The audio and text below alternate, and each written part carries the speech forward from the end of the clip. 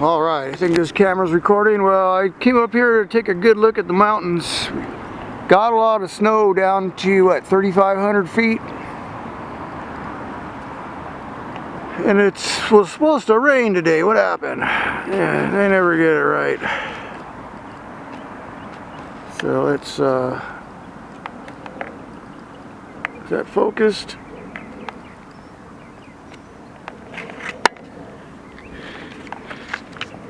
So anyway, I'm out driving around, got some business to take care of. I got the hose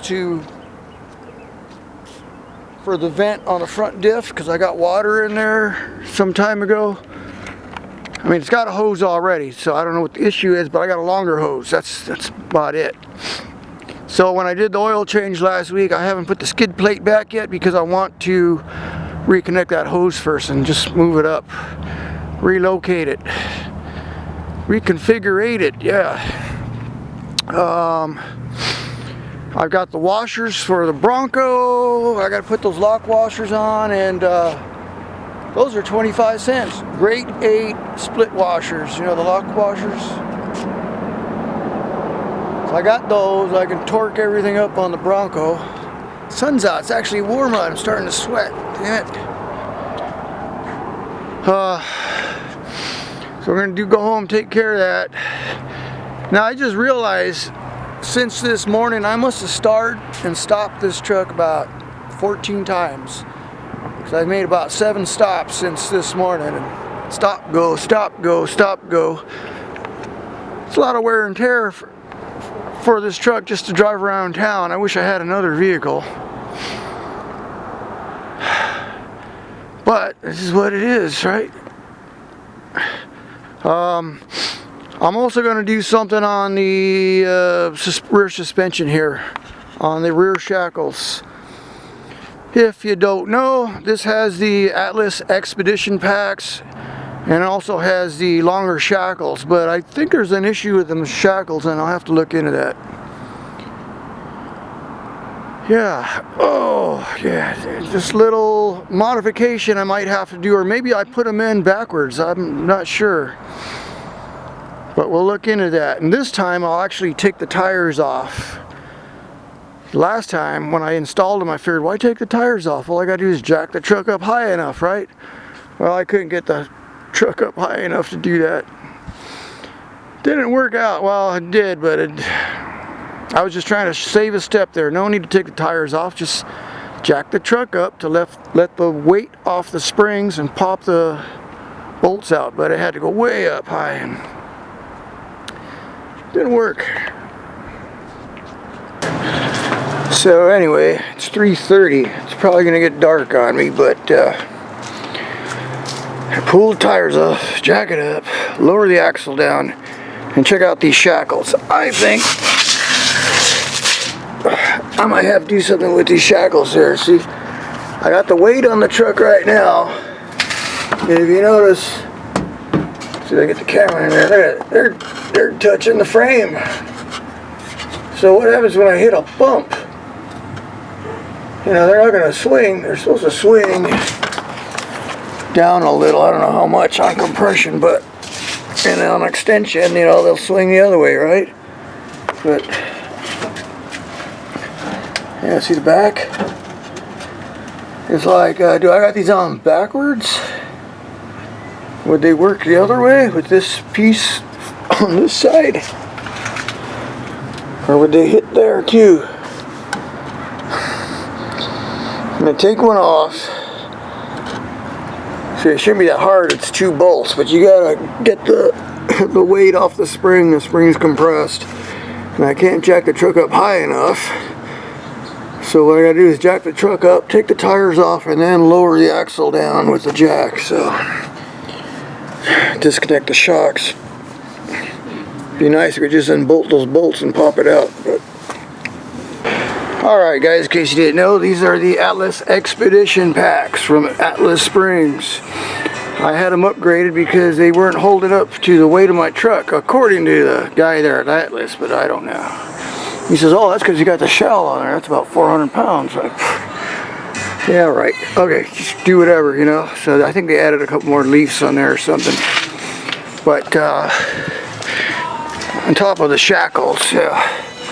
See my brake line there? See, I got the extended brake lines. And I've seen a couple other Colorado videos out there, and the guys got their truck up on a lift, and man, them brake lines don't look good at all.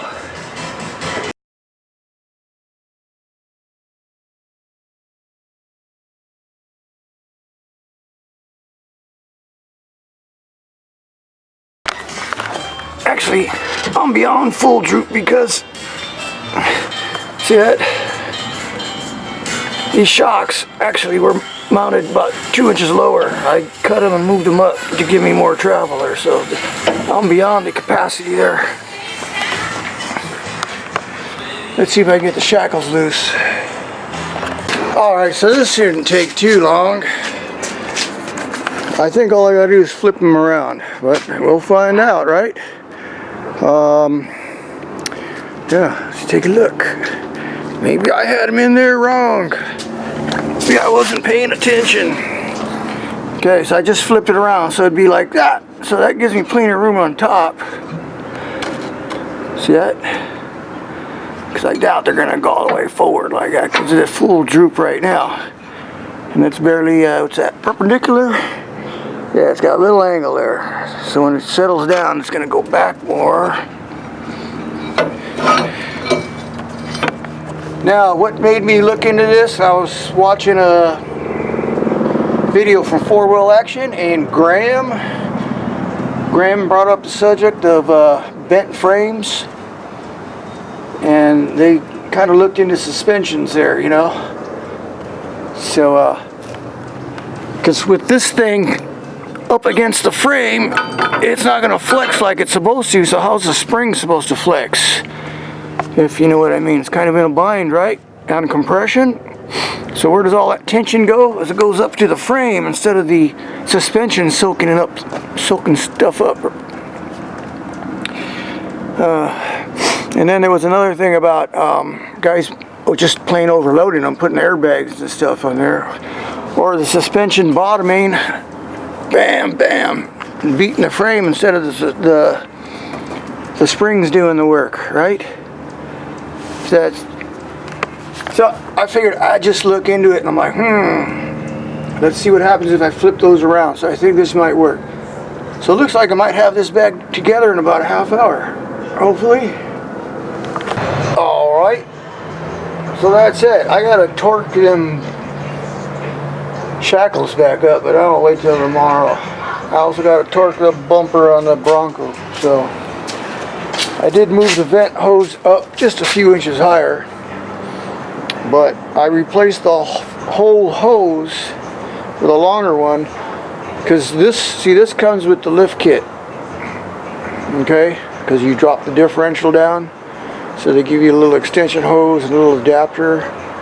So I just replaced the whole hose and get rid of this, because somehow I got water in that axle. Heck, the water could have got in through the seals somehow, but I know now it's a complete one hose all the way up. It's up above even with the top of the battery. So I may put a little filter on there. And they got those little inline fuel filters. I'm going to put that instead of the little cap. It's got a little plastic thing like that with a little cap on the top.